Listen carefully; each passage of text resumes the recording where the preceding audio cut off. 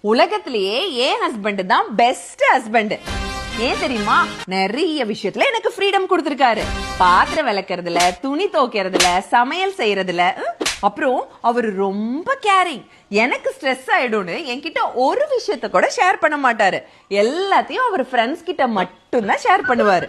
அப்புறம் என்ன டிஸ்டர்பே பண்ண மாட்டாரு. காலையில இருந்து நான் வேலை செஞ்சுட்டு இருக்கேன்ல வீட்டுல, அதனால ஆபீஸ்ல இருந்து வருவாரு, சாப்பிடுவாரு, போனை நோண்டுவாரு, தூங்கிடுவாரு. திரும்பி காலையில எழுந்து சாப்பிடுவாரு, ஆபீஸ் போயிடுவாரு. என்கிட்ட ஒரு வார்த்தை கூட பேச மாட்டாரு. என் செல்லம். அப்புறம் என் ஹெல்த் விஷயத்துல அவருக்கு பயங்கர அக்கறை. ஒரு லஞ்சுக்கு வெளில கூட்டு போக மாட்டாரு, ஒரு டின்னருக்கு வெளில கூட்டு போக மாட்டாரு. ஏன் பார்சல் வாங்கிட்டு வந்து வீட்டுல கூட சாப்பிட விட மாட்டாரு. ஏன் ஹெல்த் கெட்டு போயிடும் பாருங்க.